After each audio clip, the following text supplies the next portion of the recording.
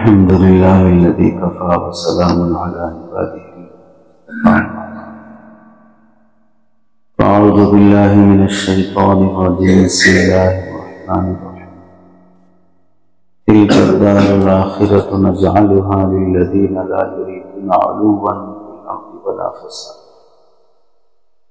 وقال تعالى إنما يتقبل الله من المتقين صدق الله العظيم اللهم صل على سيدنا محمد وعلى آل سيدنا محمد وبارك وسلم اللهم صل على سيدنا محمد وعلى آل سيدنا محمد وبارك وسلم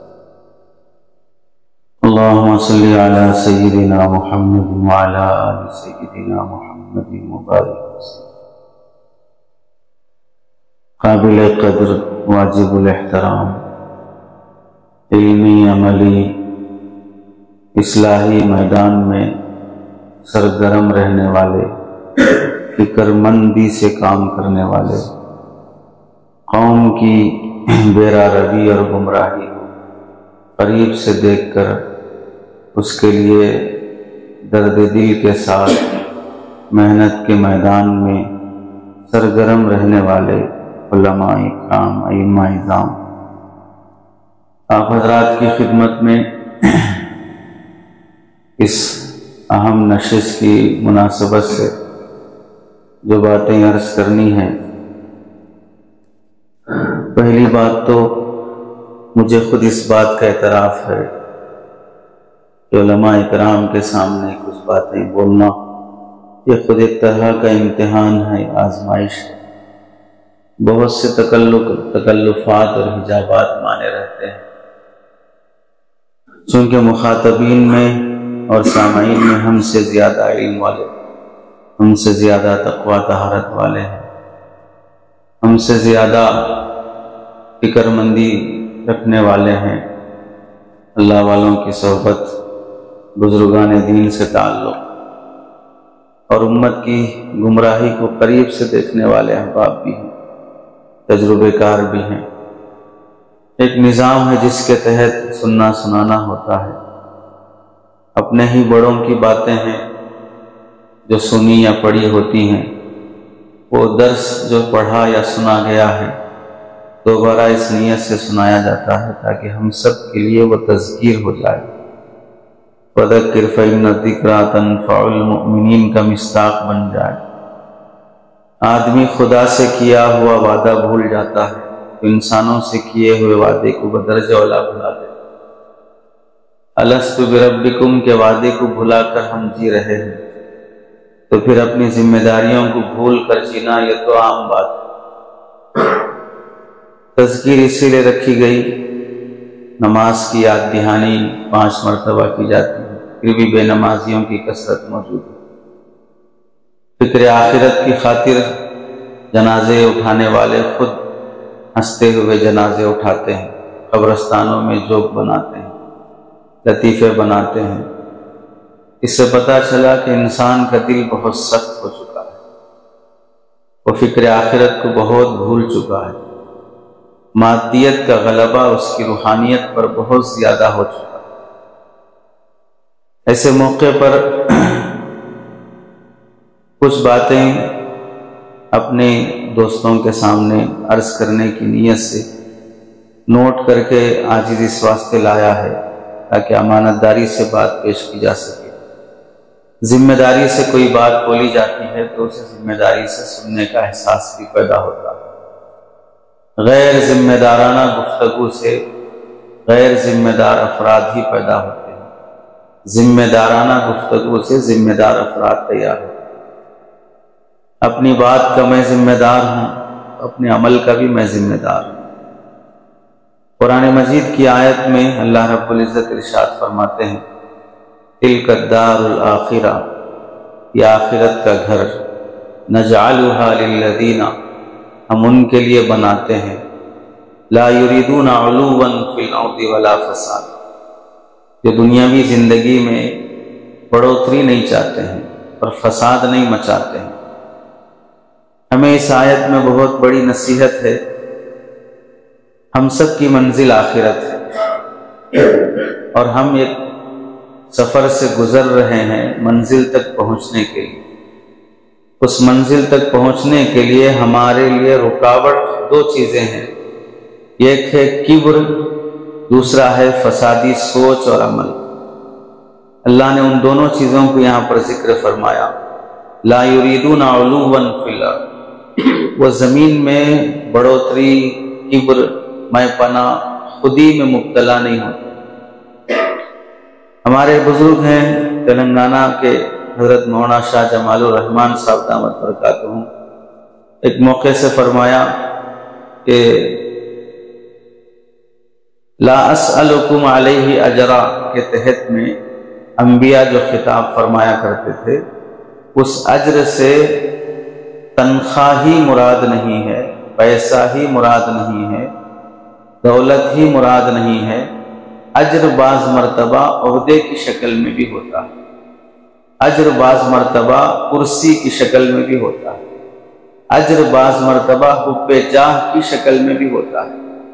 پیسہ نہیں چاہیے لیکن نام چاہیے، تنخواہ لیے بغیر خدمت کروں گا لیکن شہرت چاہیے، مشاہرہ لیے بغیر کام کروں گا، نام اسے فی سبیل اللہ کا دوں گا، لیکن لوگوں کے دلوں میں مقام مرتبہ چاہیے، تو یہ بھی لا اسألکم علیہ اجرا کے خلاف ہی ہے، یہ فی سبیل اللہ کہے جانے کے قابل نہیں ہے۔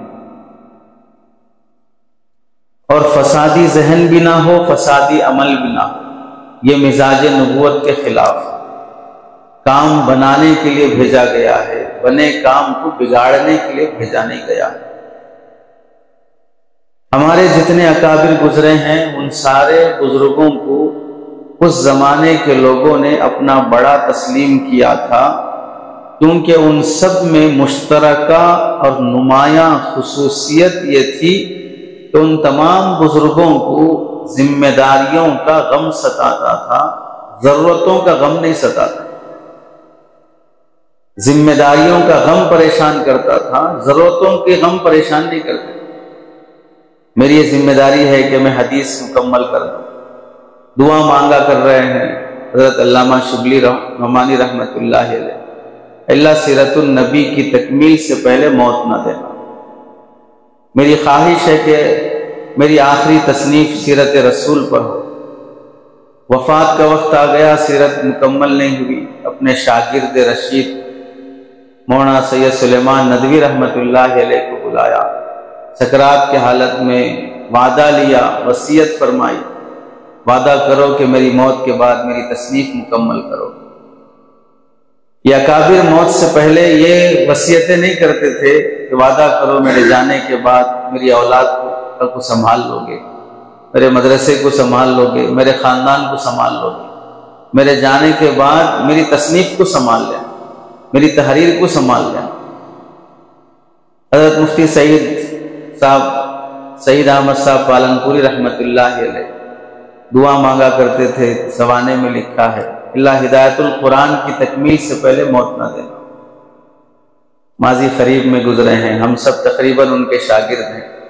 ان بزرگوں کا مقصد کیا تھا زندگی گزارنے، مطمح نظر کیا تھا، منزل کیا تھی؟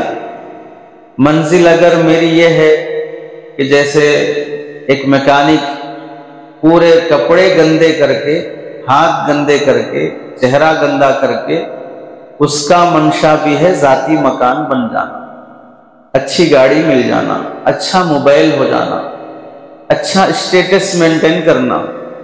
وہ پوری گندگی کے ساتھ ذاتی مکان کو مقصود بنایا، اچھی گاڑی کو مقصود بنایا، اچھے موبائل کو مقصود بنایا، میں سفید کپڑوں میں بغیر داغ دھبے کے اسی کو مقصود بنایا۔ وہ داغدار رہ کے بھی مقصود میں بے داغ رہ کے بھی مقصود میں مشترک ہوں۔ دونوں کا مقصود الگ الگ نہیں ہے، مقصود دونوں کا ایک ہی ہے۔ میں بزرگ بن گیا، وہ عام جاہل بن گیا، جبکہ دونوں کی محنت کے میدان کی نیت ذاتی مکان، چند اینٹ اور گارے مٹی میں۔ قصص القرآن لکھنے والے مولانا حفظ الرحمان سہواری رحمۃ اللہ علیہ 2 مرتبہ پارلیمنٹ آف ممبر رہ چکے ہیں، جنازہ اٹھا تو کرائے کے مکان سے اٹھا۔ پارلیمنٹ آف ممبر رہنے والے کو کیا نہیں ہو سکتا ہے، لیکن انہوں نے اپنی زندگی قرآن پر لگائی، خدمت قوم پر لگائی، چلے گئے، آج بھی زندہ ہیں کہ لوگ۔ حضرت علی میاں ندوی رحمۃ اللہ علیہ فرمایا کرتے تھے، جو قوم کے لیے جیتا ہے قوم اس کے لیے مرنے تیار ہو جاتی ہے، جو خود کے لیے جیتا ہے وہ جیتے جی مر جاتا ہے۔ قوم اس کے رونے پر، اس کے مرنے پر آنسو نہیں بہاتی، اس کے مرنے پر افسوس نہیں کرتی۔ موت العالمی، موت العالمی، یہ ہر عالم کے بارے میں نہیں کہا جا سکتا۔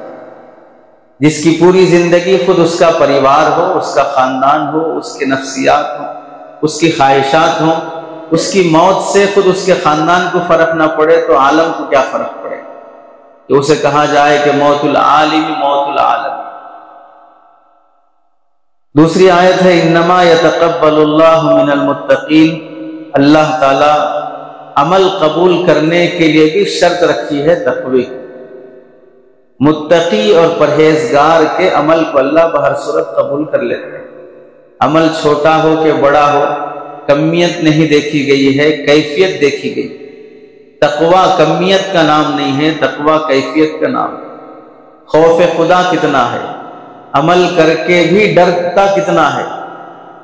عمل کے بعد اگر آدمی میں کبر پیدا ہو جائے مردود ہونے کی علامت ہے، عمل کے بعد اگر خوف پیدا ہو جائے مقبول ہونے کی علامت ہے۔ نماز کے بعد، درود شریف کے بعد دعائے معصورہ جو پڑھتے ہیں، جیسی عبادت کرنا تھا نہیں کیا، معافی چاہتا، سکھایا گیا عبادت کر کے بھی استغفار کرو۔ ہم تو وہ لوگ ہیں جو گناہ کر کے بھی استغفار نصیب نہیں، وہاں تو عبادت کر کے بھی استغفار سکھایا گیا۔ تو عمل کی قبولیت کے لیے تقوی شرط ہے۔ ہم لوگوں میں چونکہ کسی بھی کام کو سیکھنے سکھانے کے لیے حضرت امام غزالی رحمۃ اللہ علیہ کے بقول سب سے اہم چیز ہے طلب والی کیفیت۔ پیاسے کو پیاس لگتی ہے، پانی کی طلب پیدا ہوتی ہے، پیاس کے بعد ملنے والے پانی کی قدر بھی ہوتی ہے۔ بھوکے کو بھوک لگنے کے بعد نوالے کی قدر پیدا ہوتی ہے، اور بھوک کے بعد ملنے والے نوالوں کی قدر بھی ہوتی ہے۔ ننگے کو گرمی اور سردی میں کپڑوں کی طلب پیدا ہوتی ہے، طلب کے بعد ملنے والے کپڑوں کی قدر بھی ہوتی ہے۔ ایسے ہی ہم اگر واقعتاً علم چاہتے ہیں، تقوی چاہتے ہیں، صلاح چاہتے ہیں، تعلق مع اللہ چاہتے ہیں، طلب ضروری ہے۔ طلب کے بعد سنی جانے والی باتوں کی قدر پیدا ہوتی ہے۔ ظاہر سی بات ہے، اونٹ پہ بیٹھ کے تو ہم بکریاں نہیں چرا سکتے۔ ہم تعلی پسندی کے ساتھ تواضع اختیار نہیں کر سکتے۔ میں یہ سوچ کے بیٹھوں پہلے سے ہی کہ جو کچھ کہا جائے گا وہ سب مجھے معلوم ہوگا، یہ میری معلومات میں سے ہے، مجہولات میں سے نہیں ہے۔ کوئی بات نہیں ہے، معلومات کے اضافے کے لیے تھوڑی ہی بیٹھا ہوں، میں تو تذکیر کے لیے بیٹھا ہوں، اپنے ان باتوں کو عمل سے موازنے کے لیے بیٹھا ہوں۔ ممتحن بن کے بیٹھوں گا، محروم بن کے اٹھوں گا، ممتحن بن کے بیٹھوں گا، محروم بن کے اٹھوں گا۔ نمبرات دینے کی نیت سے بیٹھوں گا، سنے بغیر ہی کسی بات کو عمل کی نیت سے لیے بغیر ہی تنقید کر کے اٹھوں گا۔ سامع کا طالب ہونا ضروری ہے۔ سراہی جتنا جھکتی ہے پیالے اتنے ہی بھرتے ہیں، سراہی جتنا آکڑی رہتی ہے برتن اتنے ہی خالی رہتے ہیں۔ میں ممبر سے نیچے نہیں اتروں گا تو قوم کی نماز درست نہیں ہوگی۔ میں محراب، مجھے تو فقہ نے یہاں تک تاکید کی ہے، امام کا مکمل محراب کے اندر ہو جانا مکروہ ہے۔ آپ پڑھاتے ہوئے بھی قوم کے ساتھ رہیں، امامت کرتے ہوئے بھی تھوڑے آپ کے قدم قوم کے ساتھ رہیں۔ اتنی امتیازیت کے قوم سے ممتاز ہو جائیں، یہ امامت ہی مکروہ ہے۔ تو مجھے تو اتنا ممتاز ہونے کی شریعت کی اجازت بھی نہیں دی ہے۔ پہلی بات جو عرض کرنی ہے، حضرت جی الیاس صاحب رحمۃ اللہ علیہ کا ملفوظ ہے، جتنا زبان کا حصہ جسم میں ہے، تقریر کا حصہ تحریک میں اتنا ہی زیادہ ہونا چاہیے۔ زبان کا حصہ جتنا جسم میں ہے اتنا ہی تقریر کا حصہ کسی بھی تحریک میں ہونا چاہیے۔ مطلب کیا ہے کہ کوئی بھی آدمی کوئی مشن لے کھڑا ہے، کوئی مقصد لیے کھڑا ہے، کوئی ادارہ چلا رہا ہے، کوئی کام کر رہا ہے، تدریس ہے، امامت ہے، خطابت ہے، نظامت ہے، خدمت خلق ہے، کسی شعبے سے جڑا ہوا ہے، جمعیت ہے، جماعت ہے، ان سب میں بات کم ہو کام زیادہ ہو، مشورے کم ہو محنتیں زیادہ ہوں۔ زبان بڑی ہو جائے جسم چھوٹا ہو جائے، بات بڑی ہو جائے کام تھوڑا ہو جائے، تو پھر وہ تحریک، وہ ادارہ، وہ تقریر، وہ تحریک، وہ سب بے فیض ہو جاتے ہیں۔ باتیں بڑی کرتے ہیں، کام کچھ بھی نہیں کرتے۔ بانجھ پن آ جاتا ہے اس عالم میں جو باتیں کم کرتا ہے، باتیں زیادہ کرتا ہے، عمل کم کرتا ہے۔ جس کی بات اس کے عمل کے موافق نہ ہو، جس کی تقریر اس کی تنہائیوں کے موافق نہ ہو، جس کی تقریر اس کی تنہائیوں کے موافق نہ ہو، وہ تقریر بے فیض ہوتی ہے، بے اثر ہوتی ہے۔ بزرگوں نے لکھا ہے، علامہ یوسف بن نوری رحمۃ اللہ علیہ کی تحریر میں ہے، نماز فجر میں ایک عالم دین کے بارے میں لکھا، جب وہ نماز فجر پڑھاتے ہیں ہفتے میں 2 بار 3 بار، تو ان کی نماز فجر پڑھنے کے لیے 7 کلومیٹر دور سے پبلک مسجد میں آتی ہے۔ فجر کی نماز پڑھنے کے لیے 7 کلومیٹر دور سے، اتنا بڑا مجمع کہ مسجد بھر کے سڑک پر لوگ فجر کی نماز پڑھتے ہیں، اور فجر کی نماز کے بعد مولانا کی 1 گھنٹہ تفسیر چلتی ہے۔ فجر کے بعد کی 1 گھنٹہ تفسیر میں پبلک مسجد کے باہر بیٹھ کے تفسیر سن کر جاتی ہے۔ کسی نے تعجب سے پوچھا، یہ کیا آپ کی نماز فجر میں اور تفسیر میں وہ کیا جادو ہے یا کیا نکات ہیں کہ لوگ 7 کلومیٹر دور سے فجر کے لیے آ رہے ہیں، مسجد میں جگہ نہ ملے تو سڑک میں پڑھ رہے ہیں، اس کی کیا وجہ ہے؟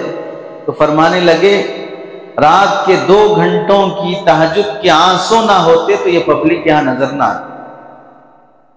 رات کے تہجد کے 2 گھنٹوں کے آنسو نہ ہوتے تو یہ قوم یہاں نظر نہ آتی۔ تنہائیوں کے رونے نے دلوں کو متوجہ کیا۔ اب تو اجتماعی دعاؤں میں بھی رونا نہیں آتا ہے، تسنو میں بھی تسنو باقی نہیں رہا، توازوں میں تسنو کہاں سے آیا؟ احمد علی لاہوری رحمۃ اللہ علیہ بڑے مفسر قرآن گزرے ہیں۔ حضرت علی میاں ندوی رحمۃ اللہ علیہ فرمایا کرتے تھے، خدا کیا ہے اگر مجھے پہچان ہوئی تو احمد علی لاہوری کی برکت سے ہوئی۔ خدا کی معرفت کیا ہوتی ہے؟ وہ احمد علی لاہوری کی برکت سے ہوئی۔ تفسیر کا اللہ نے بڑا ملکہ دیا تھا، بڑے بڑے اکابر آپ سے فیض یافتہ ہیں۔ حج پر جانے لگے، بنوریا ٹاؤن کے اساتذہ، لاہور اور کراچی کے اساتذہ کو معلوم ہوا کہ حضرت یہاں سے ٹرین کے سفر سے جا رہے ہیں، تو ہر ایک نے ملاقات کے لیے اسٹیشن پر دیدار کے لیے رخصت طلب کی۔ علامہ یوسف بن نوری رحمۃ اللہ علیہ بھی باحیات تھے۔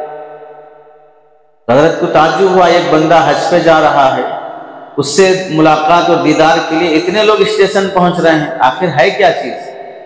ہمارے اکابر میں دونوں طرح کے رنگ رہے ہیں۔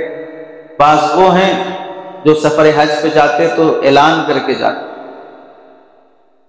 اور بعض وہ گزرے ہیں جو سفر حج پہ جاتے بیوی کو بھی پتہ نہیں ہوتا کہ سفر حج پہ جا رہے ہیں، اتنی خاموشی سے جا کے آ جاتے۔ حضرت ہردوئی رحمۃ اللہ علیہ، شاہ ابرار الحق صاحب محی السنہ رحمۃ اللہ علیہ جب سفر حج پہ جاتے تو اعلان فرماتے، ساتھ میں یہ بھی فرماتے کہ دوستوں اصل مسئلہ یہ ہے، جو کپڑا جتنا زیادہ میلا ہوتا ہے اور جتنا جلدی گندا ہو جاتا ہے اسے بار بار دھلا جاتا ہے، ہم چونکہ جلدی گندے ہو رہے ہیں اس لیے بار بار اللہ صاف کرنے بلا رہے ہیں۔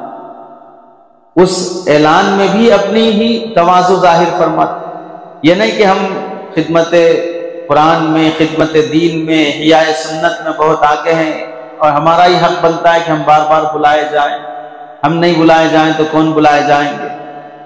اس میں بھی یہی ظاہر ہے کہ ہم بار بار گندے ہو جاتے ہیں، میلے ہو جاتے ہیں، تو اللہ پاک کرنے بلا رہے ہیں۔ دارالعلوم کی بنیاد میں جن اکابر علماء کا بنیادی کردار رہا، اس میں حضرت مولانا ذوالفقار علی صاحب رحمۃ اللہ علیہ گزرے۔ وہ جب سفر حج پہ جاتے تو بیٹے کے علاوہ کسی کو خبر نہیں ہوتی کہ ابا سفر حج پہ گئے، کسی کو خبر بھی نہیں ہوتی۔ تو مولانا احمد علی لاہوری رحمۃ اللہ علیہ جب جانے لگے تو سارا مجمع جمع ہو گیا۔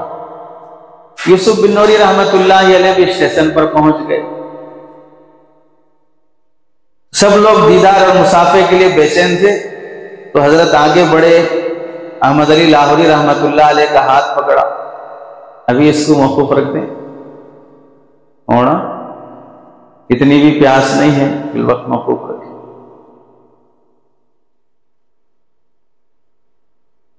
علامہ بن نوری رحمۃ اللہ علیہ نے احمد علی لاہوری رحمۃ اللہ علیہ کا ہاتھ پکڑا، بازو کھینچ کر پوچھا، یہ جو مقبولیت ہے اس کا کوئی راز ہے یا کوئی ڈھونگ ہے؟ جو ہے صاف صاف بتا دو، یہ جو تمہاری مقبولیت ہے اس کا کوئی راز ہے یا ڈھونگ ہے؟ جو ہے صاف صاف بتا دو۔ تو احمد علی لاہوری رحمۃ اللہ نے فرمایا، اس کا راز صرف یہ ہے کہ میں اپنی محنت کا صلہ صرف اللہ سے اللہ کو مانگتا ہوں، میں اپنی محنت کا صلہ صرف اللہ سے اللہ کو مانگتا ہوں، بس یہی اس مقبولیت کا راز ہے۔ ڈھونگ ہوتا تو اتنا چل پڑ کر نہیں آتے، اتنا بھاگ دوڑ کے نہیں آتے، اتنا کھچے کھچے نہیں آتے۔ جادو بھی تھوڑی دیر کے لیے اثر کرتا ہے، دلوں تک اثر کر جائے اتنا جادو تو اللہ تعالیٰ نے کسی کو نہیں دیا ہے، وہ جسم پر اثر کرتا ہے۔ تو قبولیت کے لیے آدمی میں تقوی کی صفات ہونی چاہیے، اس کے ہم زیادہ مستحق ہیں عوام کے مقابلے۔ دوسری بات جو عرض کرنی ہے، صحابہ کرام جب بھی اجتماعی خدمات میں حصہ لیتے تو ان کی زبانوں پر یہ نعرہ ہوتا تھا، انما ہممنا الآخرہ، ہمارے جو عزائم ہیں، ہمارے جو مقاصد ہیں، ہماری جو نیت ہے اس کام سے وہ آخرت ہے، ہماری منزل آخرت ہے۔ دین کے جتنے بھی شعبے اس وقت جس میں آدمی مختلف طریقوں سے خدمت انجام دے رہا ہے، ان تمام شعبوں کا مقصد اللہ کی ذات، شعبہ بذات خود مقصود نہیں ہے۔ تدریس ہے، امامت ہے، خطابت ہے، جماعت ہے، جمعیت ہے، خدمت خلق ہے، رفاعی کام ہے، ان سب سے مقصود اللہ کی ذات ہے، یہ شعبے بذات خود مقصود نہیں ہے۔ تدریس مقصود نہیں ہے، تدریس سے رضا الہی مقصود ہے۔ امامت مقصود نہیں ہے، امامت سے ولایت مقصود ہے۔ خطابت مقصود نہیں ہے، خطابت سے ولایت مقصود ہے۔ تو ہم جو بولتے ہیں کہ اللہ کا راستہ، اللہ کا راستہ سے مطلب یہ ہے کہ میں جس راستے پہ چل رہا ہوں اس سے اللہ مل جائے گا، وہ منزل کا اس منزل کی انتہا، اس راستے کی انتہا پر اللہ ملے گا۔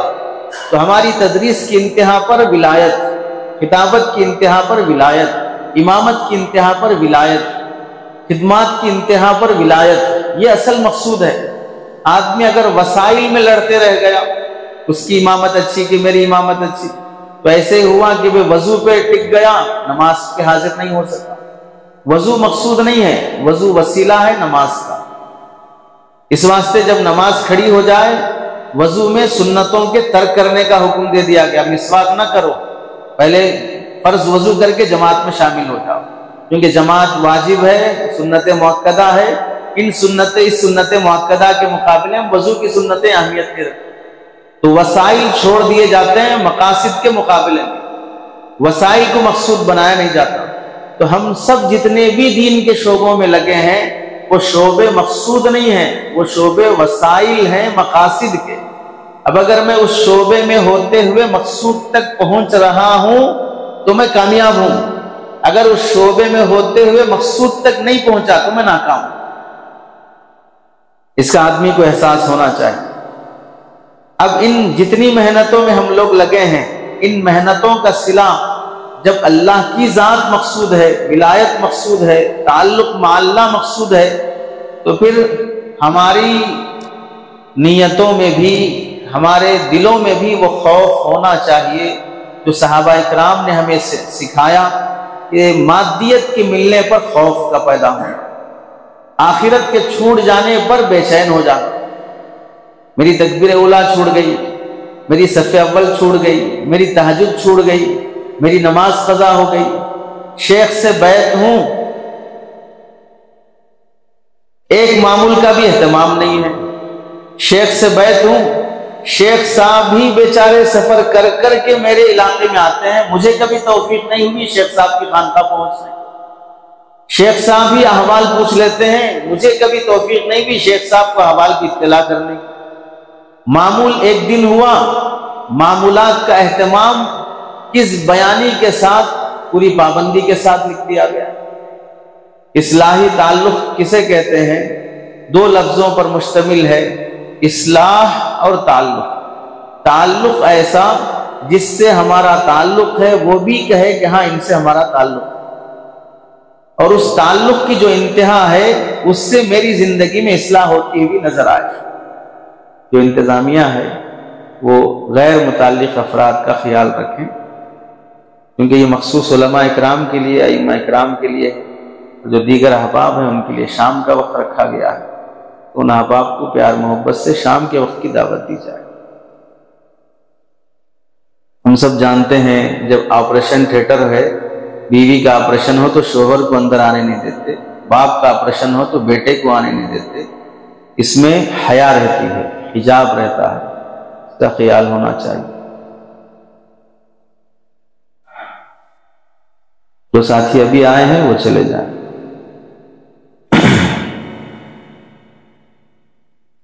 انما ہممنا الآخرہ، ہم سب کی خدمتوں کا مقصود وہ آخرت ہے۔ قیصر و کسریٰ کے خزانے صحابہ اکرام کے پاس منڈائے، خوشی میں شکرانے کے سجدے نہیں ہوئے، خوف میں بے چین ہو گئے۔ وجہ یہی تھی کہ ہماری محنتوں کا صلہ کہیں دنیا میں نہ مل رہا، آخرت سے محروم نہ کر دیے جائیں۔ کسی صحابی کے بارے میں ہم نے پڑھا نہیں ہوگا کہ وہ دنیا سے وفات پاتے ہوئے خوشی خوشی جا رہے ہوں، انہیں غم نہ ہو، بے چینی نہ ہو کہ میرے ایمان کا کیا ہوگا، میری آخرت کا کیا ہوگا، اس فکر کے بغیر کوئی صحابی دنیا سے گئے ہوں کسی نے نہیں پڑھا ہو، سوائے شہادت کے موقع کے فزت برب الکعبہ کہہ کے گیا۔ تو خوف انہیں بے چین کرتا تھا۔ صدیق اکبر رضی اللہ تعالیٰ عنہ کا خوف دیکھیں، حضرت عمر رضی اللہ تعالیٰ عنہ کا خوف دیکھیں۔ بیٹی حفصہ کے پاس آتے ہیں، اللہ کے نبی کا بستر کیسا تھا، کھانا کیسا تھا، روٹی کیسی تھی، راتوں کی عبادت کیسی تھی، اپنی زندگی کو رسول اللہ کی زندگی کے معیار سے موازنہ کرتے ہیں۔ اگر اس معیار سے ہٹ گیا تو میری منزل بدل گئی، اس معیار سے ہٹ گیا تو میری منزل بدل گئی۔ مجھ سے پیش رو مسافر جس راستے پہ چلے ہیں، میں اگر اس راستے پہ نہیں چلا تو مجھے وہ منزل نہیں ملے گی۔ یہ خوف تھا حضرت عمر رضی اللہ تعالیٰ عنہ کا۔ تو اس سطح پر ہمیں آنا چاہیے۔ ایک اہم چیز جسے مادیت کے غلبے کی وجہ سے بہت دیکھا جا رہا ہے، ہم اہل علم کے انتشار کا بہت بڑا سبب بنتے جا رہا ہے، بلکہ ہم خود فریبی کا شکار، خوش فہمی کا شکار بنتے جا رہے ہیں۔ وہ ہے ظاہری طور پر مشاہرے کی ترقی، عوام کے مصافحے اور چند عہدیدار کے معانقے، اسٹیج شیئرنگ، کوئی بڑا جلسہ، سیاسی لیڈر کی آمد، اس پر کسی ہم جیسے مولوی ملا کو دعوت دے کر کوئی کرسی حوالے کر دینا، شال پوشی، گل پوشی، سیاسی لیڈر کے ساتھ تصویر کشی، فوٹو اور اشتہار پر ہمارا بھی نام آ جانا، یہ ہماری منزلیں نہیں ہیں۔ اس کی خاطر میں اپنے بھائی سے دست گریباں نہیں ہوں گا، میں اپنے بھائی کی غیبت کسی سیاسی لیڈر کے ساتھ گل پوشی کی خاطر اختلاف نہیں کروں گا، میں دین کی بنیادوں پر تعلق رکھوں گا۔ فلاں سیاسی لیڈر 5 سال کے بعد جو اپنی کرسی کے لیے وہ خود سڑک پہ اتر آ جاتا ہو، وہ میرا مستقبل کیسے ہو سکتا ہے، وہ میری منزل کیسے ہو سکتا ہے؟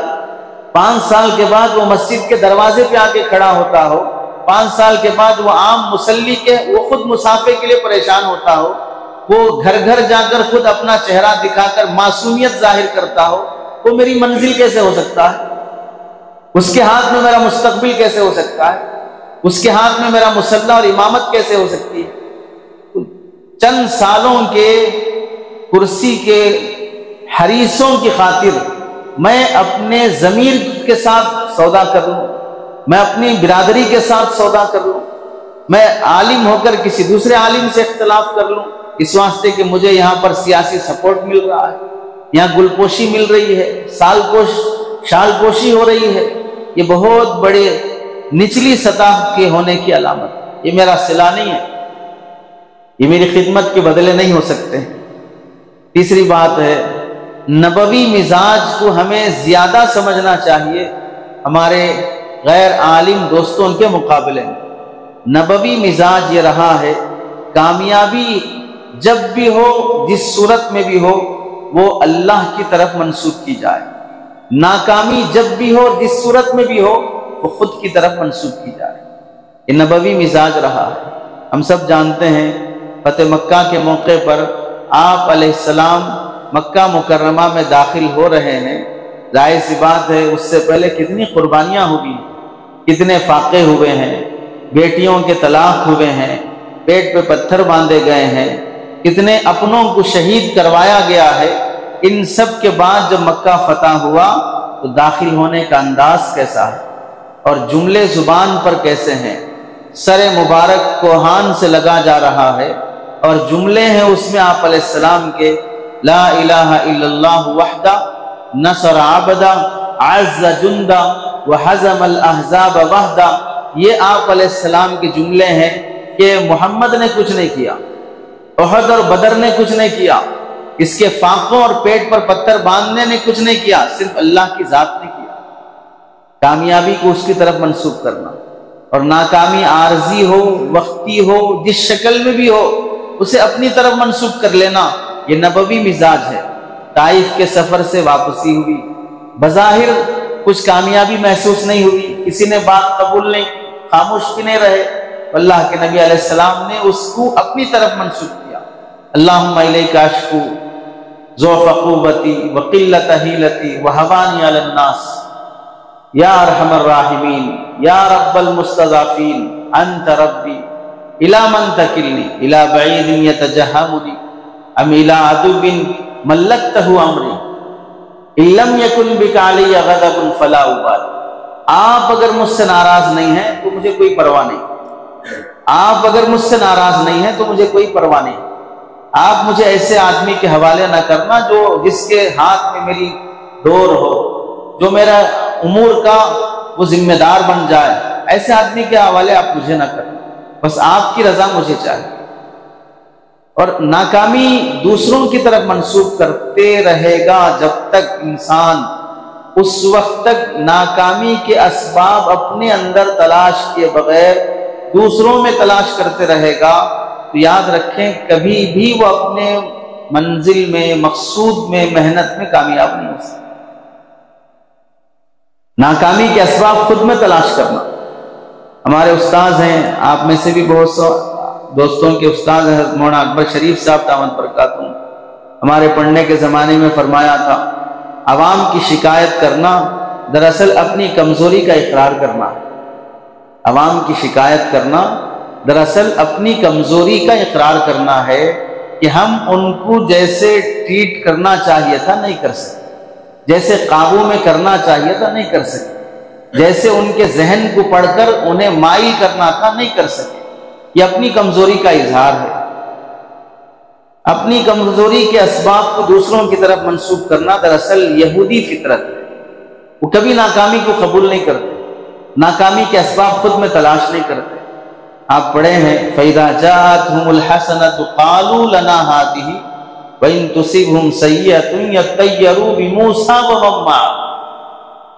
اذا اور ان کا فرق، جاء اور تصیبہم کا فرق، ماضی مضارع کے فرق کے ساتھ بلاغت میں جو کہا گیا کہ ماضی پر اذا داخل ہوتا ہے، مضارع پر ان داخل ہوتا ہے، وہ یقین کی خبر دیتا ہے یا شک کی خبر دیتا ہے، یہودیوں کی فطرت اتنی بگڑ گئی، نیکی اور بھلائی آنا یقینی ہے، یقینی اچھائیوں کو اپنی طرف منسوب کر لینا، کبھی کبھار ہو جانے والی خرابیوں کو بھی دوسری طرف منسوب کر دینا۔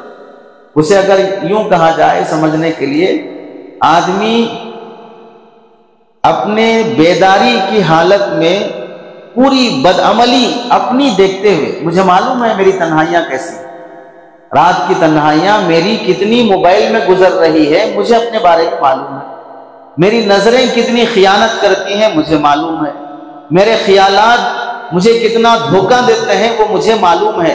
ان سب کے باوجود اگر میں رات میں اپنے آپ کو مکہ مکرمہ مدینہ منورہ میں دیکھ لوں گا تو اپنے کو ولی سمجھ لوں گا، یعنی خواب میرے حرمین کے ہوں، دن کی بدعملی کے باوجود بھی میں ولی ہوں، اور اگر دن کی بدعملی کے ساتھ خواب میرے اگر گندے ہوں کہ میں دیکھ رہا ہوں کہ شراب پی رہا ہوں، یا مجھے مارا جا رہا ہے، یا میں جانوروں میں ہوں، خنزیروں کے ساتھ ہوں، ایسا کچھ دیکھ رہا ہوں، تو اس خواب کی برے خواب کو بھی اپنے دن کی بدعملی کی طرف منسوب کرنے کے بجائے پتہ نہیں کسی نے جادو کرا دیا، کسی نے جنات کا ہو کے کوئی اثر ہو گیا، یعنی دن کی بدعملی پر کوئی فیصلہ نہیں ہوگا، خواب کی اچھے خواب اور برے خواب پر ولایت اور شماتت یہ دونوں اس پر موقوف رکھوں گا، اپنے کو بہر صورت مجرم اور کھٹیرے میں نہیں کھڑا ہوں۔ یہ نبوی مزاج کے خلاف ہے، ہمیشہ یہی رہنا چاہیے، اپنی ترقی اپنے بڑوں کی طرف منسوب کرنے میں اخلاص رہتا ہے، تواضع رہتی ہے۔ آپ دیکھ لیں کتنے اللہ والے ایسے گزرے ہیں، مثال کے طور پر حضرت حکیم الامت مجدد ملت اشرف علی تھانوی رحمۃ اللہ علیہ، کیسا علم اللہ نے دیا تھا، جب کتابیں لکھی، فتاوا پر کتاب لکھی، نام اشرف الفتاوا نہیں رکھا، امداد الفتاوا رکھا، قرآن کی تفسیر لکھی تو امداد الاحکام لکھا، امداد القرآن لکھا، یعنی اپنے شیخ کی طرف منسوب کیا، اپنی طرف منسوب نہیں کیا، جو کچھ ہے کرم ان کے صدقے سے، ان کی تربیت کا نتیجہ ہے، تو خود محنت کر کے اپنے بڑوں کی طرف منسوب کر دینا۔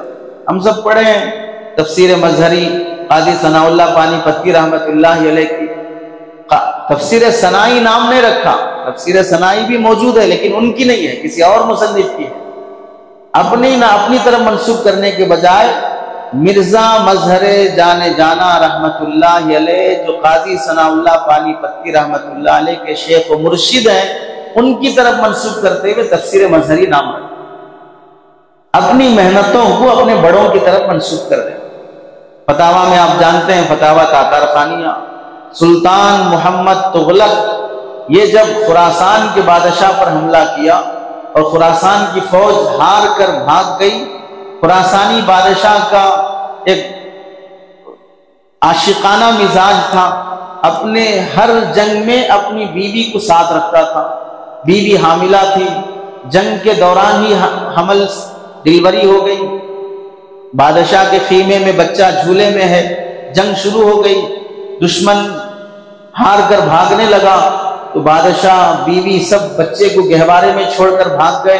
سلطان محمد تغلق جب دشمن کی فوج کا جائزہ لیا، سارے خیمے خالی پڑے، گہوارے میں بچہ ہے، سلطان محمد تغلق نے اس بچے کو اپنا متبنہ بنایا، تاتار خان اس کا نام رکھا، تاتار ملک، اس کے بعد فیروز شاہ بادشاہ بنا، اس نے تاتار ملک کو اپنا وزیر بنایا، علمی ذوق رکھتا تھا بچہ، دشمن کی فوج سے ملا بچہ ہے، تربیت ایسی ہوئی کہ اس نے تفسیر بھی لکھوائی 30 جلدوں میں، اور فقہ حنفی پر بہترین کتاب ہدایہ کے انداز پر مرتب کروائی، اور جو لکھنے والے شیخ فرید الدین علا ابن علا رحمت اللہ علیہ، انہوں نے اس کتاب کو اپنے معاون وزیر کی طرف منسوب کیا کہ انہوں نے مجھے کتاب لکھنے کے لیے مخطوطہ، مکتوبہ، مطبوعہ جتنی کتابیں ہیں وہ ساری فراہم کر دی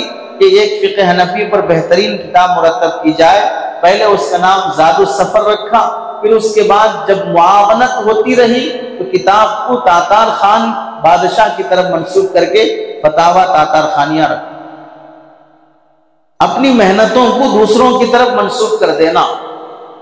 آپ جانتے ہیں حیدرآباد میں ایک ساگر ہے، حسین ساگر کے نام سے، حسین ساگر۔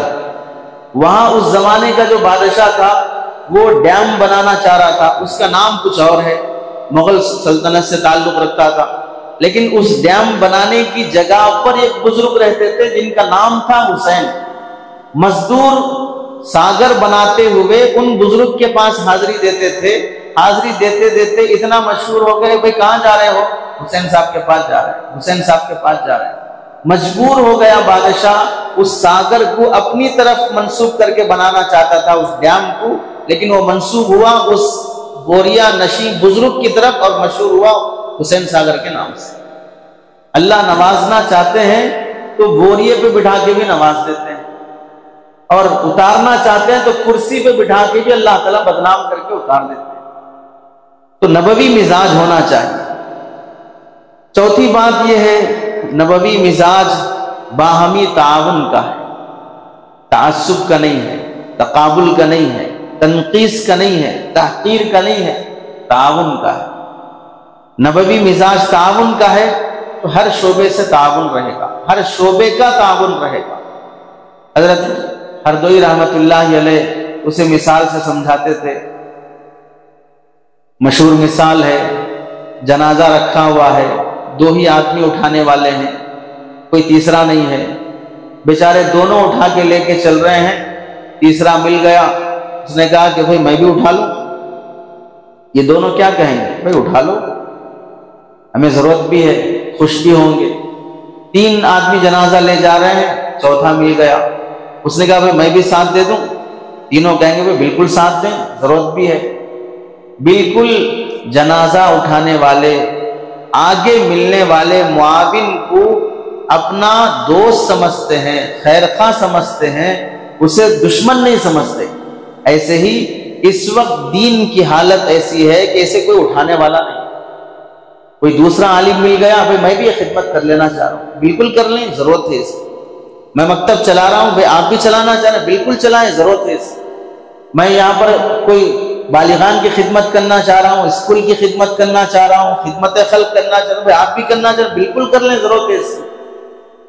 ساری قوم تو ایک نبی پر جمع نہیں ہو سکی، ایک امام پر کیسے جمع ہو جائے گی؟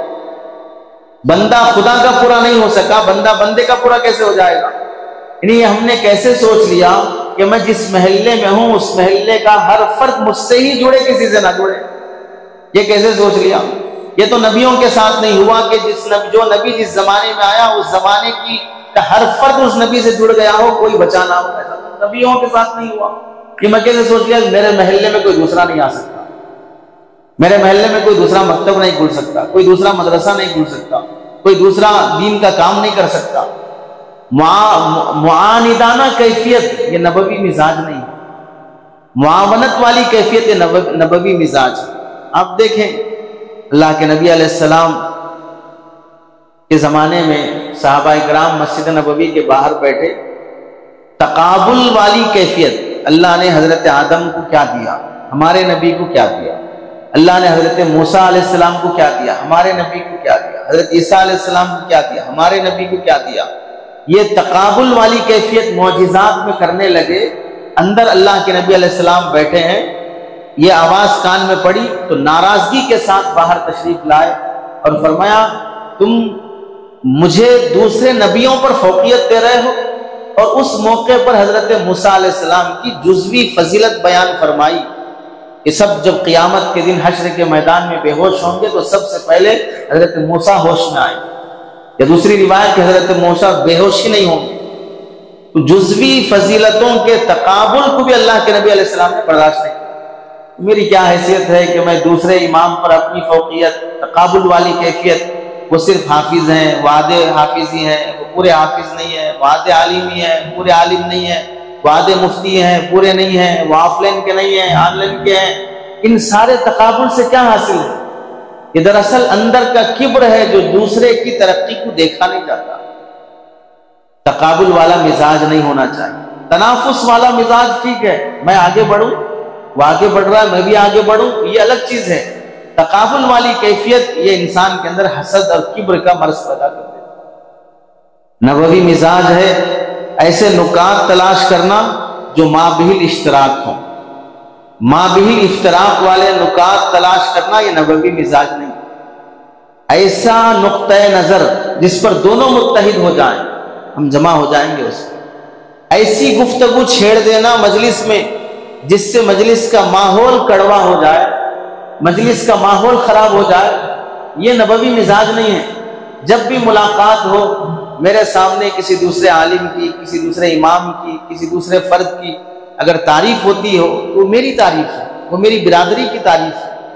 ہم دیکھتے ہیں ہمارے بھائی ہارٹ اسپیشلسٹ ڈاکٹر ہیں، وہ سناتے ہیں کہ ڈاکٹروں کے پاس دوسرے ڈاکٹر کا لحاظ اتنا ہوتا ہے، ان کی زبان میں اسے ایتھکس کہیں، مینرز کہیں، اخلاق کہیں، کہ جب دوسرے ڈاکٹر کا ریسپانس دیا جاتا ہے، حوالہ دیا جاتا ہے کہ میں فلاں ڈاکٹر کا کارڈ لے کے آیا ہوں، تو بعض مرتبہ کنسلٹنسی فیس بھی معاف کر دیتے ہیں، وہ ڈاکٹر کے تھرو آیا ہے۔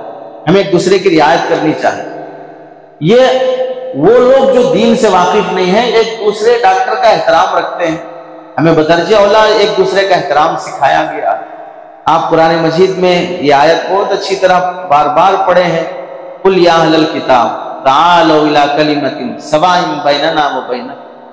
اہل کتاب کو ایک نقطہ نظر کے لیے جمع کیا جا رہا ہے، ہم تو ایک ہی ادارے کے فارغ ہیں، ایک ہی مکتبہ فکر کے فارغ ہیں، تو ہم مابہل اشتراک نقطے کو کیسے بھول جائیں؟ اس کی طرف توجہ ہونی چاہیے۔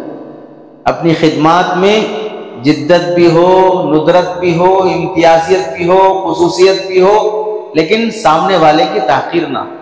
میں جو کر رہا ہوں اپنی جگہ پر صحیح ہے، کام کا غلبہ الگ چیز ہے، کام کا غلو الگ چیز ہے۔ غلبہ صحیح ہے، غلو صحیح نہیں ہے۔ دھن سوار ہے کہ مجھے تفسیر مکمل کرنی ہے، دھن سوار ہے مجھے حدیث مکمل کرنی ہے، دھن سوار ہے مجھے فقہ کی کتاب مکمل کرنی ہے، لیکن یہ دھن نہیں کہ مجھے تفسیر مکمل کرنے کے لیے دوسروں کی تحقیر بھی کرنا پڑے گا، دوسرے کاموں کو گرانا بھی پڑے گا۔ یہ نبوی مزاج نہیں ہوتا ہے۔ پانچویں بات ہے، ہم سب میں اپنی ذمہ داریوں کے احساس سے غافل کرنے والی جو چیز ہے وہ فضولیات کا اہتمام۔ ہم نے بعض مرتبہ یہ سمجھ لیا ہے کہ واٹس ایپ پر آنے والا ہر میسیج وہ میرے لیے ضروری ہے، ہر کلپ دیکھنا میری ذمہ داری ہے، ہر ویڈیو میں مجھے کچھ مل رہا ہے۔ یہ سوچ ہمیں فضولیات میں مصروف ترین کر کے ضروریات اور ذمہ داریوں سے غافل کر دی۔ ہر گروپ میں میرا رہنا ضروری نہیں ہے، ہر ویڈیو میرے لیے ضروری نہیں ہے، ہر میسیج میرے لیے اہم نہیں ہے، اور ہر موضوع پر تبصرہ کرنے کا میں اہل نہیں ہوں، ہر کام میں رائے دینے کی میرے اندر قابلیت نہیں ہے۔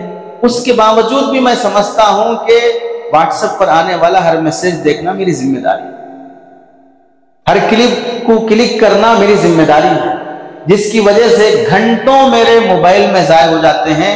افسوس یہ ہے کہ قرآن کی تلاوت سے بھی محروم، صبح شام کی معمولات سے بھی محروم۔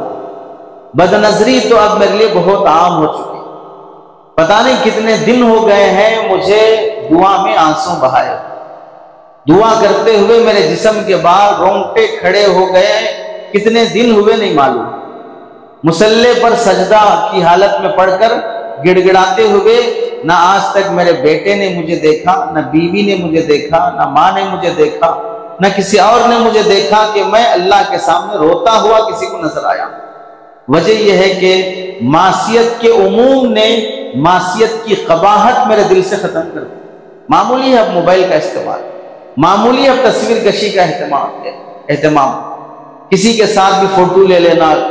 علماء نے دینی اشاعت اور خدمت کی خاطر ضرورت کی وجہ سے ویڈیو کی اجازت دی ہے، فوٹو اور تصویر کشی کی اجازت تو علماء نے آج تک نہیں دی ہے۔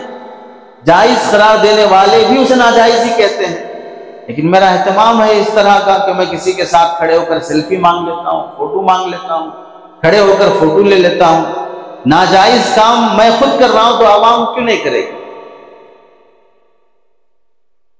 ترجیحی کام کی طرف توجہ ہونی چاہیے۔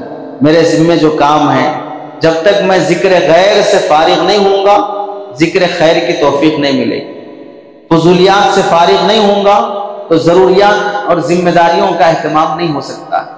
کام بہت زیادہ ہے، وقت بہت کم ہے، جتنا وقت اللہ نے دیا ہے بقول مفتی شفیع صاحب رحمۃ اللہ علیہ کے، ربر کی طرح اللہ نے وقت کو دیا ہے، جتنا کھینچو گے اتنے کام بن جائیں گے، جتنا سکڑو گے اتنا ہی وقت محدود ہو جائے گا، مختصر سی زندگی میں کب موت آئے گی پتہ بھی نہیں چلے، ورنہ کرنے والے اسی مختصر وقت میں کتنے کام کر گئے۔ 43 ایئرس یا 47 ایئرس، 47 یا 43 سال عمر ہے علامہ عبدالحی لکھنوی رحمۃ اللہ علیہ کی شرح وقایہ کا حاشیہ، ہدایہ پر حاشیہ، اور النفع المفتی والسائل، کتنی کتابیں، فتاوی عبدالحی لکھنوی، عربی میں کتابیں، اردو میں کتابیں، عبد الفتاح ابو غدہ رحمۃ اللہ علیہ جیسا عالم عرب وہ ہندی عالم کا بغیر دیکھے عاشق بن کر ان کی کتابوں پہ تخریج کر رہا، مختصر سی عمر میں کتنا بڑا کام، وقت کا صحیح استعمال۔ حضرت شاہ جمال الرحمن صاحب دامت برکاتہم کے پاس ایک مولانا آئے، شکایت کرنے لگے حضرت بہت وقت برباد ہو رہا ہے، کیا کریں؟ تو حضرت نے نصیحت فرمائی، چند مہینوں کے لیے یہ اینڈرائڈ موبائل جو تمہارے پاس ہے یہ میرے پاس جمع کر دو، کی پیڈ والا موبائل رکھو، اس کے بعد وقت کا صحیح استعمال نصیب ہوگا۔ 2 مہینے اس بندے نے اس نصیحت پر عمل کیا، 2 مہینے میں اس نے چھوٹا سا کتابچہ لکھ کر حضرت سے پیش کیا کہ حضرت وقت بہت تھا تو میں نے یہ رسالہ تیار کیا۔ یعنی صلاحیتیں اتنی ہیں کہ کتابیں لکھ سکتے ہیں، لیکن اتنے جمود اور منجمد ہو چکی ہیں کہ کہاں برباد ہو رہی ہے اس کا احساس بھی نہیں ہو رہا۔ تنخواہ کی شکایت تو ہم سب کو ہے، تقوی کی شکایت تو بہت کم ہے، تہجد کی شکایت بہت کم ہے، نظروں کی حفاظت کی شکایت بہت کم ہے۔ بھاری چشمہ لگانے والا اچھی نظر والا ہونا ضروری نہیں ہے، بھاری کپڑے پہننے والا صاف کردار والا ہونا ضروری نہیں ہے، دامن کا داغ وہ دل پر چھاتا ہے، دامن پہ ہونا ضروری نہیں ہے۔ چھٹی بات ہے صفات قبولیت ہمارے اندر پیدا کرنے کی ضرورت ہے۔ کوئی ادارہ ہو، کوئی تحریک ہو، کوئی مدرسہ ہو، کوئی شخصیت ہو، جب بھی چمکتی ہے تو صفات سے چمکتی ہے، ظاہری روشنی اور بلب سے نہیں چمکتی ہے، وہ اندر کی صفات سے چمکتے ہیں۔ دارالعلوم دیوبند کی قبولیت قاسم صاحب نانوتوی رحمۃ اللہ علیہ کی دولت نہیں ہے، رشید احمد گنگوہی رحمۃ اللہ علیہ کا ظاہری عہدہ نہیں ہے، وہ راتوں کی تنہائیاں ہیں، وہ تقویٰ طہارت ہے، وہ صفات قبولیت بعد والے نسلوں میں بھی باقی رہتی ہے تو ادارہ صدیوں تک چمکتا ہے، بعد والے افراد میں بھی اس شخصیت کے صفات آتے ہیں تو صدیوں تک چلتی ہیں۔ حضرت جی الیاس صاحب رحمۃ اللہ علیہ کی صفات بعد والوں میں آتے رہے، صدیوں تک تبلیغی جماعت چمکتی رہی، دارالعلوم چمکتا ہے، جمعیت چمکتی ہے۔ جو بھی تحریکیں ہیں بعد والے اپنے ماقبل کے اکابر کی صفات کو لیتے ہیں، تحریکیں، ادارے، شخصیات سب وہ صفات کے ساتھ زندہ رہتی ہیں، اور اگر وہ صفات نہیں لیتے ہیں تو آہستہ آہستہ ادارے مردہ، شخصیات مردہ اور تحریکیں مردہ ہو جاتی ہیں۔ اب جب مردہ ہو گئی سب، ادارہ بھی مردہ، شخصیت بھی مردہ، تحریک بھی مردہ، اب بعد والے نسلوں کو گزارے کے لیے کچھ نہیں ملتا تو اب وہ باپ دادا کی تاریخ سنانا شروع کرتے ہیں، کیسے تھے وہ لوگ، کیسے تھے وہ لوگ، کیسے تھے وہ لوگ، کیسے تھے وہ لوگ، تاریخ سنائیں گے، تحریک کے صفات پیدا نہیں کریں گے۔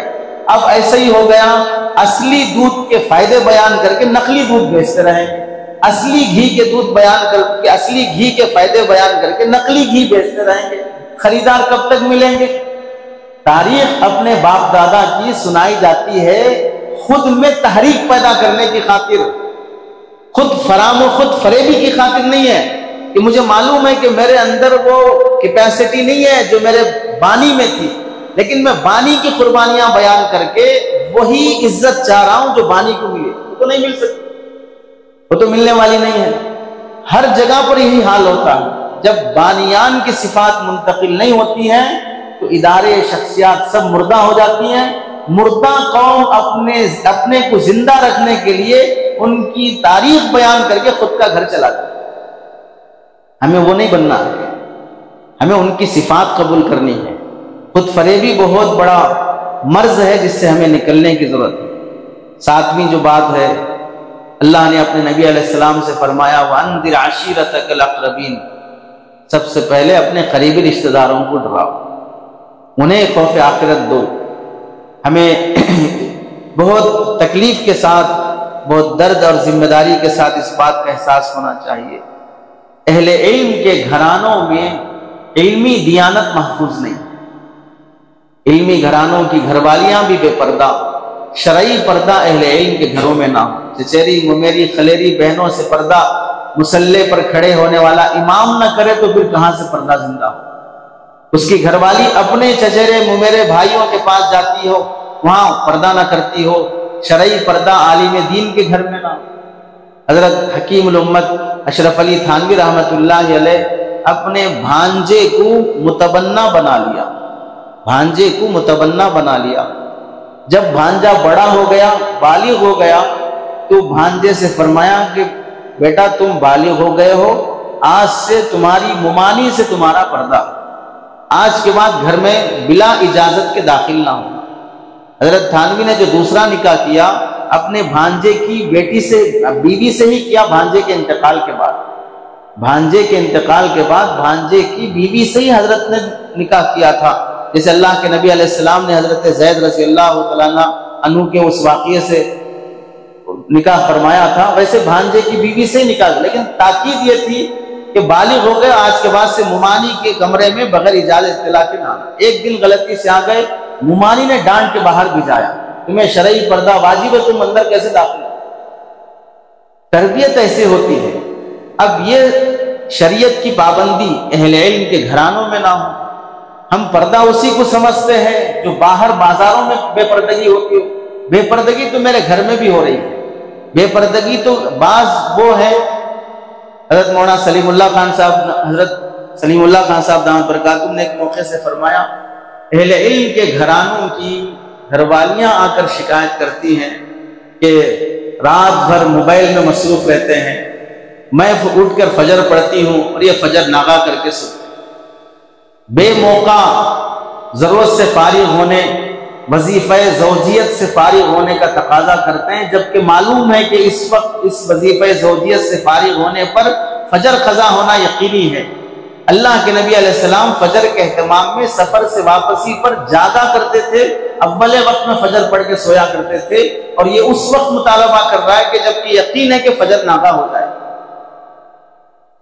پتہ نہیں کتنے لوگوں نے یہ سوچ کر اہل علم کے گھرانوں میں اپنا رشتہ جوڑا، یہ بزرگ صفات ہیں، اللہ والے ہیں، ولی صفات ہیں، انہیں آج افسوس ہو رہا ہوگا کہ ہم نے جیسا سمجھا ویسے ہی نہیں۔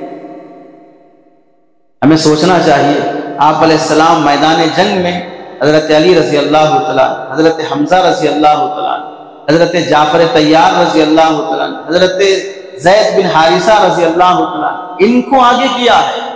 وَأَنذِرْ عَشِيرَتَكَ الْأَقْرَبِينَ کے تحت میں اپنوں کو ہر قربانی میں آگے بڑھاؤ۔ ان کی شہادتیں ہوئی ہیں، حضرت زید بن حارثہ کی، حضرت جعفر کی، حضرت حمزہ رضی اللہ تعالیٰ عنہ کی، ان سب کی شہادتیں اپنوں کو آگے کیا ہے۔ تو پردے پر میرا گھرانہ آگے نہیں ہے، تقوی پر میرا گھرانہ آگے نہیں ہے، میری اولاد آگے نہیں ہے، میرے بھائی بہن آگے نہیں ہے، میں اپنے خاندان کو اپنا علم نہیں دے سکا، خاندان کے اجتماع کی فکر نہیں کر سکا، سال میں 2 مرتبہ 3 مرتبہ اپنے خاندان کے گھرانے چلے جاتا، انہیں جوڑ لیتا، انہیں پردے پر گفتگو کرتا، ان کے لیے ہدیے تحفے لے جاتا، ان کے لیے میراث پر بیان کرتا۔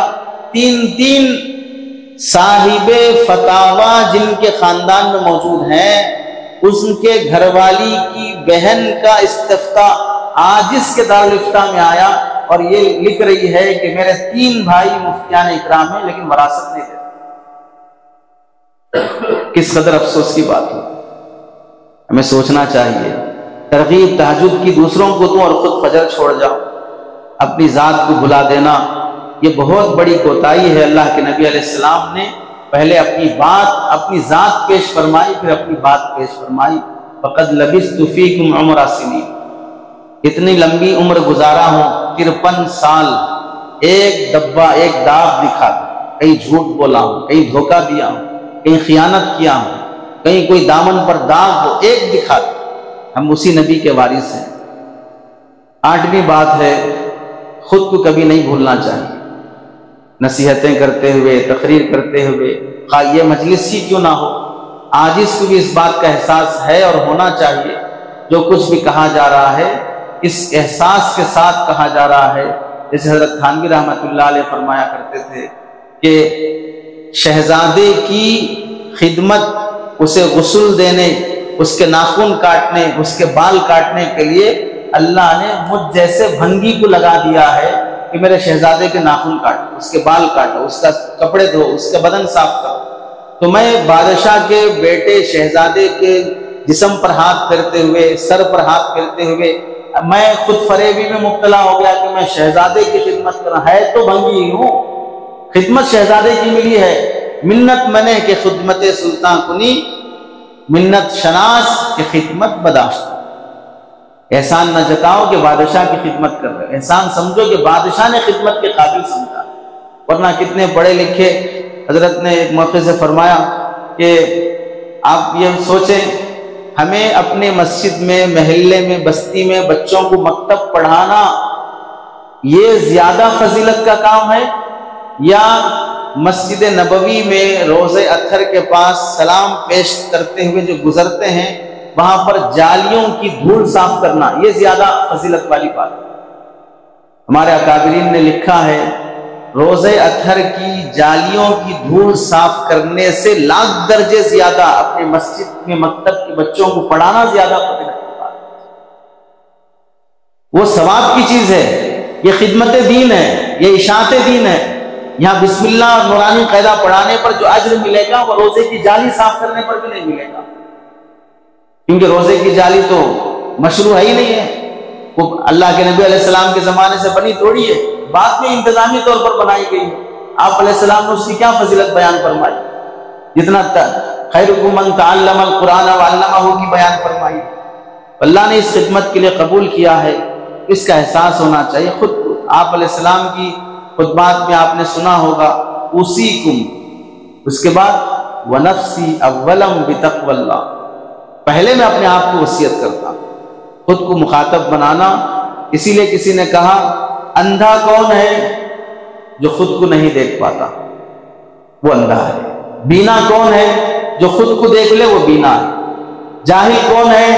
جو اخبار بھی پڑھ لے، کتابیں بھی پڑھ لے، نیوز بھی پڑھ لے لیکن خود کو نہ پڑھے وہ جاہل۔ پڑھا لکھا کون ہے؟ جو خود کو پڑھے وہ پڑھا لکھا۔ تو ہمارا مرض یہ ہے کہ ہم خود کو بہت کم پڑھتے ہیں، خود کو بہت کم دیکھتے ہیں، خود کو بہت کم سنتے ہیں، خود کے بارے میں بہت کم سوچتے ہیں۔ آپ کو معلوم ہے حضرت حاجی امداد اللہ مہاجر مکی رحمۃ اللہ علیہ سے کسی نے درخواست کی کہ حضرت کوئی عمل بتا دیجئے کہ میں رسول اللہ صلی اللہ علیہ وسلم کا خواب میں دیدار کروں۔ تو حضرت نے فرمایا بھائی تم نے بڑی ہمت کر لی، خواب میں رسول اللہ کو دیکھنا چاہتے ہو۔ ہمارا تو احساس یہ ہے کوئی عمل اس قابل نہیں ہے کہ ہم گنبد خضرا کو بھی دیکھ سکیں، کوئی عمل اس قابل نہیں ہے کہ ہم گنبد خضرا کو بھی جمی ہوئی نگاہ سے دیکھ سکیں۔ یہ ان حضرات کا احساس ہے، یعنی ہمیشہ اس بات کا احساس ہونا کہ ہمیں پیشی ہونی ہے اللہ کے دربار میں، رسول اللہ کے سامنے۔ یہ پیشی اچھی ہو خراب نہ ہو، دیکھیں تو خوش ہو ناراض نہ ہو۔ ناراضگی کی پیشی بھی ہے، جیسے کسی نے حضرت تھانوی سے پوچھا کہ بادشاہ وقت سے ملنا چاہتا ہوں کیا کروں؟ تو حضرت تھانوی نے فرمایا کسی نے مشورہ دیا اس کو کسی کا مرڈر کر دو پیشی ہو جائے گی۔ تو بادشاہ کے سامنے پیشی ہے لیکن ناراضگی کے ساتھ، ایسے ہمیں اللہ کے سامنے پیشی ہونی ہے ناراضگی کے ساتھ، اللہ کی رضا کے ساتھ ہو۔ آپ نے سنا بھی ہے پڑھا بھی ہے، اللہ تعالیٰ بعض مرتبہ اپنے دین کی خدمت ایسے بندوں سے بھی لے لیتے ہیں جنہیں کبھی اللہ محبت کی نگاہ سے دیکھتے بھی نہیں۔ ان اللہ یؤید ھذا الدین برجل فاجر او برجل فاسق، جنگ کے میدان میں دیکھا بہت تیزی سے لڑ رہا ہے، صحابہ نے اس کی شجاعت کو دیکھ کے کیا کہا؟ جنتی ہے۔ آپ علیہ السلام نے کیا فرمایا؟ جہنمی ہے۔ تھوڑی دیر کے بعد زخموں سے چور بے برداشت ہو کر خودکشی کر کے مر گیا۔ تو اب یہاں پر اندازہ کریں، نبی کا زمانہ، غزوے میں شریک جس میں آپ علیہ السلام بھی ہیں، صحابہ کی معیت، اللہ کے نبی کا دیدار، پھر بھی آپ علیہ السلام فرما رہے ہیں جہنمی ہے۔ تو ہمیں تو یہ ساری نعمتیں نصیب نہیں ہیں، تو ہم کیسے مطمئن ہیں کہ ہم واقعتاً اس منصب کے حقدار ہیں، اس پر ہمیں یہ منزل ملنے والی؟ مطمئن ہونے والے خوف سے جیا کرتے تھے، خوف سے جینے والوں کو ہمیشہ اطمینان نے دھوکے میں ڈالا۔ اس لیے ہمیں حضرت شیخ یونس صاحب جونپوری رحمۃ اللہ علیہ کی نصیحت یاد رکھنی چاہیے۔ فرمایا کرتے تھے، حضرت احمد عبداللہ طیب صاحب دامت برکاتہم حیدرآباد کے بڑے اکابر علماء میں سے حضرت قاری صدیق صاحب رحمۃ اللہ علیہ کے خلیفہ ہیں، انہوں نے حضرت سے درخواست کی کہ حضرت ادارے کا محتمم ہوں، کچھ نصیحت فرما دیں۔ حضرت نے فرمایا ہمیشہ اپنی نفی کرتے رہو گے، اللہ کی طرف سے اس بات ہوتے رہے، ہمیشہ اپنی نفی کرتے رہو گے تو اللہ کی طرف سے اس بات ہوتے رہے۔ آخری درخواست ہے، اللہ تعالیٰ نے اپنے حبیب کو تمام نبوی ذمہ داریوں کے بعد فرمایا ان لک فی النہار سبحا طویلا، ان دن بھر کے کاموں کے بعد رات کا وقت مجھے دینا ضروری ہے۔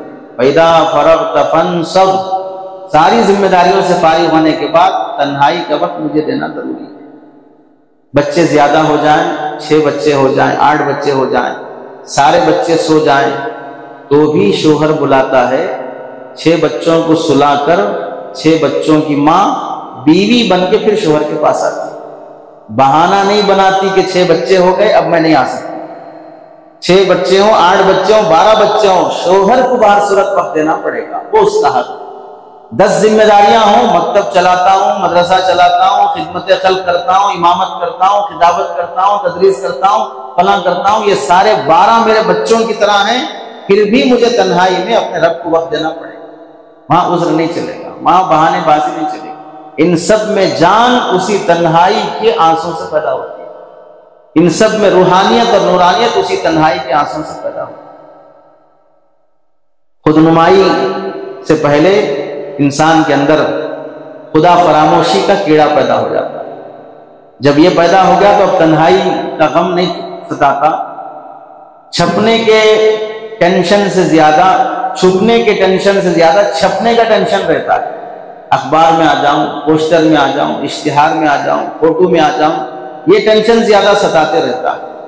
جب مجلس میں بھی آئیں گے تعلی والی جگہ تلاش کریں گے۔ لوگ کہتے ہیں دنیا بھر میں کون سا گوشت زیادہ کھایا جاتا ہے، کہیں مرغی کا، کہیں بکرے کا، کہیں اونٹ کا، کہیں بڑے کا، کہیں خنزیر کا، حلال ہو کہ حرام ہو۔ اصل مسئلہ یہ ہے کہ دنیا میں سب سے زیادہ انسانوں کا گوشت کھایا جاتا ہے، اصل میں سب سے زیادہ انسانوں کا گوشت کھایا جاتا ہے، اور انسانوں کا گوشت ہر دسترخوان پر کھایا جاتا ہے، غیبت کی شکل میں ہر دسترخوان پر کھایا جاتا ہے، ہر خاص و عام کے دسترخوان پر رہتا ہے۔ حضرت قاری امیر الحسن صاحب رحمۃ اللہ علیہ کو ایک جگہ دعوت دی گئی، دسترخوان پر بیٹھے کھانے کے لیے، ساتھیوں نے بیٹھتے ہی فلاں فلاں کا تذکرہ شروع کر لیا، تو حضرت نے کھانا کھائے بغیر دسترخوان چھوڑ کے اڑ گئے، جانے لگے بھائی مجھے نہیں کھانا ہے۔ تو میزبان نے حضرت ابھی کھانا آ ہی رہا ہے، آپ 2 منٹ انتظار کر لیں۔ تو حضرت نے فرمایا تم نے دسترخوان پر حلال سے پہلے حرام کھلانا شروع کر دیا، کیا کھاؤں؟ حلال سے پہلے حرام کھلانا شروع کر دیا۔ بہت بڑی ذمہ داری کی بات ہوتی ہے۔ ہمیں معلوم ہے پرانے ہتھیار سے نئی جنگ نہیں جیتی جا سکتی، پرانے ہتھیار سے نئی جنگ نہیں جیتی جا سکتی، پرانے مطالعے سے نئے فتنوں کا مقابلہ نہیں کیا جا سکتا۔ ہتھیار تازہ ہونے چاہیے، مطالعہ تازہ ہونے چاہیے، تبھی فتنوں کا مقابلہ ہو سکتا ہے۔ ارتداد، لڑکیوں کے مرتد ہونے کی کا رونا ہر ایریے میں ہے، ہر علاقے میں ہے۔ مجھ سے پوچھا جائے آپ اس فتنے کا مقابلہ کس طریقے سے کر رہے ہیں؟ میری مسجد میں درس قرآن ہے، درس حدیث ہے، درس فقہ ہے، درس مسائل ہیں۔ میرے محلے میں میرا گھر مرکز نسواں بنا ہے کہ وہاں کی عورتوں کو جوڑ کر میں انہیں دین سمجھاتا ہوں، حیا کی تعلیم دیتا ہوں۔ کالج کی بچیوں کا ڈیٹا اور ریکارڈ میرے پاس موجود ہے، نوجوانوں کی ٹیم میں بنایا ہوں۔ میری عملی شکلیں کیا ہیں؟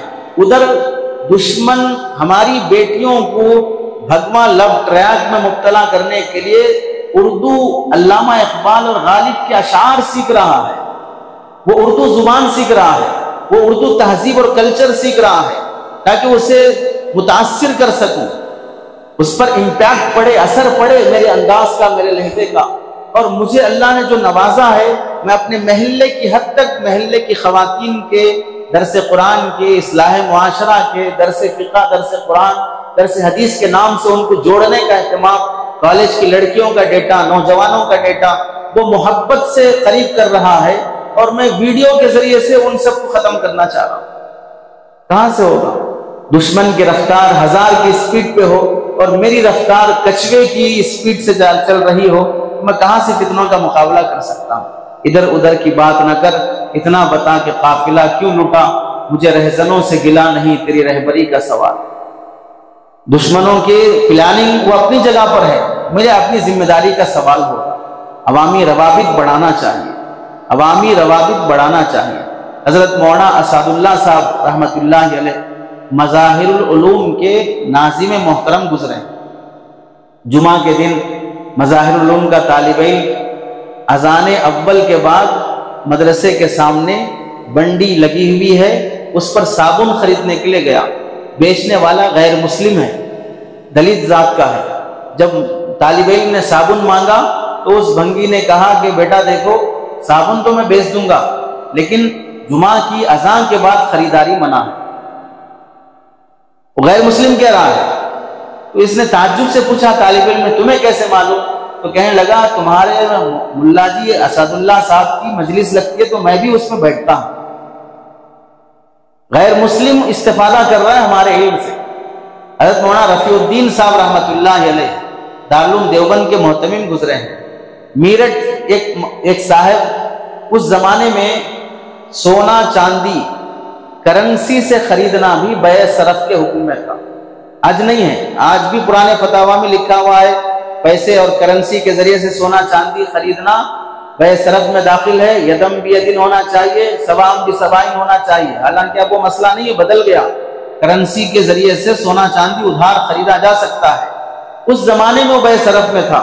جب میرٹھ گئے، انہیں کرتے پہ کچھ ورک کرانا تھا زیورات کا، کرانے کے بعد جب پیسہ دینے کا ٹائم آیا، 100 روپے پیسے دینا ہے، تو مولانا کے پاس پیسے نہیں تھے۔ دکاندار سونے کا تاجر وہ عام آدمی ہے، وہ کہنے لگا ان سے کہ میں خرچ کر لو، 100 روپے میں بعد میں پہنچا دیتا ہوں، کیونکہ بیع صرف میں یدم بیدن ہونا چاہیے، اب ادھار نہیں کر سکتے۔ تو دکاندار کہنے لگا کہ مولانا ادھار تو نہیں ہو سکتا ہے، تو بیع صرف میں یدم بیدن ہونا چاہیے، اب کیسے کریں؟ تو پھر وہی دکاندار مولانا کو کہنے لگا کہ آپ ایسا کریں کہ مجھ سے 100 روپے قرضہ لے لیں، وہ قرضہ لے کر مجھے اس سونے کے زیور کی قیمت ادا کر دیں، قرضہ مجھے بعد میں لوٹا دیں۔ یعنی اسے مسئلے کی دوسری شکل بھی معلوم ہے۔ انہوں نے تعجب سے پوچھا کہ بھئی تمہیں یہ کیسے معلوم ہے؟ تو کہنے لگا میں دکان کھولنے سے پہلے مولانا رفیع الدین صاحب سے سونے کی تجارت کے تمام احکام سیکھ کے آیا۔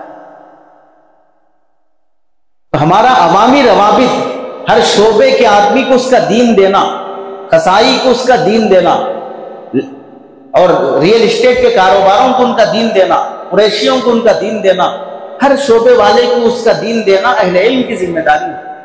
اللہ ہم سب کو اس ذمہ داری کا احساس نصیب فرمائے، سنی ہوئی باتیں عمل کا ذریعہ بن جائیں۔ آمین۔ وآخر دعوانا الحمدللہ۔